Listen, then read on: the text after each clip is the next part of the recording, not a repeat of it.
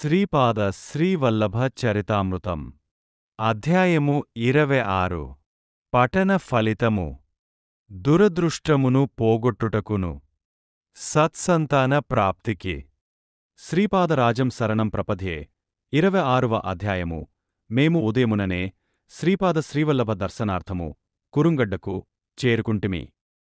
శ్రీధర్మగుప్తులవారికి శ్రీపాదులవారి వద్దనుండి కలియుగము యొక్క ప్రాదుర్భావ విశేషములు తెలుసుకొనవలెననడి తీవ్ర ఇచ్చగలదు. ఈ రోజున శ్రీపాదులవారు అత్యంత ప్రసన్నవదనార విందులై కారుణ్యామృతమును వెదజల్లెడి అమృత దృక్కులతో తమ దివ్య పాదపద్మములను స్పృశించు మహద్భాగ్యమును మాకు ప్రసాదించిరి. శ్రీధర్మగుప్తులవారు కలియుగ ప్రాదుర్భావ విశేషములను గురించి తెలిపి మమ్ములను కృతార్థుల చేయవలసినదని శ్రీపాదులవారిని ప్రార్థించిరి. అందులకు శ్రీచరణులువారు, నాయనలారా, కాలము పరమాత్ముని యొక్క విరాట్ స్వరూపము. సూర్యుని కాలాత్మకుడని కూడా పిలిచెదరు. సూర్యుడు ధనిష్ట నుండి ప్రారంభించి శ్రవణ నక్షత్రము చుట్టూ ఒకసారి పరిభ్రమించి తిరిగి ధనిష్టాదిని చేరుటకు పట్టుకాలమునే బ్రహ్మకల్పమందురు. బ్రహ్మకల్పములో ఒక భాగము సృష్టికల్పము కాగా మిగతా సగభాగము ప్రళయకల్పముగా లెక్కింతురు. సాధారణ మానవుల అనుభవముగా పగలు రాత్రి అనునవి ఏర్పడుచున్నవి పితృదేవతలకు సంబంధించి కాలములో సగభాగము శుక్లపక్షము కాగా మిగతా సగభాగము కృష్ణపక్షమగుచున్నది. సంవత్సర పురుషునకు 6 మాసములు ఉత్తరాయణము కాగా 6 మాసములు దక్షిణాయనమగుచున్నది. కాలచక్రమునంతను యోగి తన శరీరములో దర్శించెను. ఈ రహస్య విద్యను తారక రాజయోగ విద్య అని అందురు. ఇది తెలియని వారికి కాలజ్ఞానము తెలియరాదు. తారక రాజయోగము నందు శరీరమును బ్రహ్మాండముగా భావించెదరు. సమస్త లోకములు నాయందే ఉన్నవి. మన శిరస్సు నందు ఆలోచనాస్థానమును బ్రహ్మలోకమని అందురు.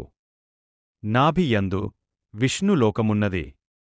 మన హృదయమునందు రుద్రలోకమున్నది. పితృదేవతలు మన వీర్యకణములలో జన్యుదేవతలై ఉందురు. ఈ జన్యుదేవతలు మానవజాతి గత తరములలో చేసిన కర్మలను రాబోవు తరముల వారికి కర్మఫలములుగా అనుభవింపజేసెదరు.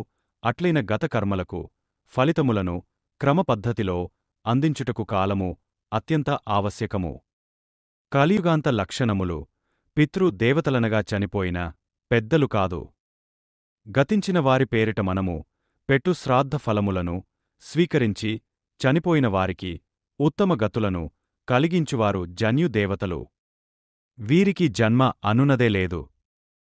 యోగి తన శరీరములోని 6 యోగ చక్రములను బయట సంవత్సరములోని 6 ఋతువులుగా దర్శించును. సంవత్సరములో 12 పూర్ణిమలు 12 అమావాస్యలు కలవు కదా.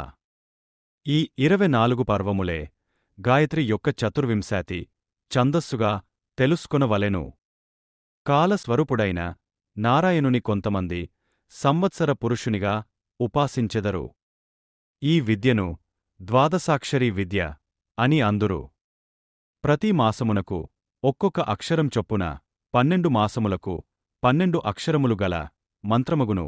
నదీ నదములు పొంగి అపార నష్టమును కలిగించుట, భూమి నిరంతరము ప్రళయ సదృశ భూకంపములతో గడగడలాడిపోవుట, సూర్యచంద్రాదులు గతులను తప్పుట, పట్టపగలే కారు చీకటి కమ్మి సూర్యుడు కనబడకుండా పోవుట, ఆకాశమునందు భయంకరమైన తోక చుక్కలు కనుపించుట మొదలైనవి కలియుగాంత లక్షణములని గ్రహించుడు. ద్వాపరయుగం చివరి భాగంలో పశ్చిమ సముద్రములోని ఒక ద్వీపములో కలియుగమునకు అధిపతి అయిన కలిపురుషుడు ఘోరమైన తపస్సు చేసినాడు. ఈ విషయములన్నీయు వేదవ్యాస మహర్షి తమ భవిష్య పురాణములో తెలిపియేయున్నారు. మ్లేచ్ఛజాతి ఆవిర్భావము ఎక్కడ చూసినా వేదమంత్రములు యజ్ఞములు తపస్సులు ప్రవర్తిల్లుచుండిన కారణమున ఈ కలిపురుషుడు మహాదుఖముతో ప్రభూ, ఎక్కడ చూచినను ధర్మం అగ్నిహోత్రము వలె ప్రజ్వరిల్లుతున్నది. ఇంక నా కలి ప్రభావమును ఎట్లు విస్తరించగలను? మీరిచ్చిన వాగ్దానము ననుసరించి నేను నా యుగ ధర్మములను వ్యాప్తి చేయవలసి ఉన్నది. నాకది అసాధ్యముగనున్నది అని భగవంతుని ప్రార్థించినాడు. అంతట జగత్ప్రభువు కలికి పశ్చిమ సముద్రము నందలి ఒక ద్వీపమును చూపించెను. అందు మ్లేచ్ఛజాతికి మూలపురుషుడైన ఆదముడు అనువానిని హవ్యవతి అను స్త్రీని చూపించెను. ఆ స్త్రీ పురుషులకు విహారార్థము ఒక చక్కని ఉద్యానవనమును సృష్టించెను. వాస్తవమునకు వారిద్దరును తోబుట్టువులు.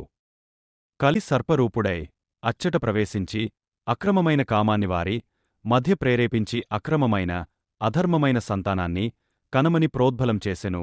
వారు పతితులు కాగానే వారి యందలి దివ్యశక్తులు అంతర్ధానమైనవి. ఈ జంట నుండి కలి ధర్మానికి మూలమైన మ్లేచ్ఛజాతి ఆవిర్భవించినది. ద్వాపర యుగంలో చివరి భాగమున అనగా 2800 సంవత్సరములకు ద్వాపర యుగం అంతమవుతుందనగా మ్లేచ్ఛదేశములో వారి సంతతి అభివృద్ధి నొంద నారంభించినదని భవిష్య పురాణములోని ప్రతి సర్గపర్వంలో తెలియజేయబడింది. నీలాచలం వద్ద సృష్టించబడిన ఆదముడు హవ్యవతి పాప ఫలితమైన ఫలాన్ని అనుభవించి ఆర్యధర్మమును దూషించేవారుగాను నానా భక్షకులుగాను అనాచారవంతులుగాను ఉండెడి సంతానాన్ని వృద్ధిచేసిరి. నేను కల్కి అవతారమును ధరించి కోటాను కోట్లమంది అధర్మవర్తనులను నాశనము చేసి తిరిగి సత్యయుగమును స్థాపించవలసియున్నది. ఇది సుదూర భవిష్యత్తులోని నా కార్యక్రమము అని మాకు సెలవిచ్చిరి. శ్రీపాద శ్రీవల్లభులకు జయము జయము. నా ఛానల్ని చూసి నేను పెట్టే ప్రతి వీడియోని చూస్తున్నందుకు మీ అందరికీ కృతజ్ఞతలు. దయచేసి నా వీడియోలని లైక్, షేర్ చేయండి. కుదిరితే కామెంట్ చేయండి. కొత్తగా చూసేవాళ్లు నా ఛానల్ని సబ్స్క్రైబ్ చేయండి.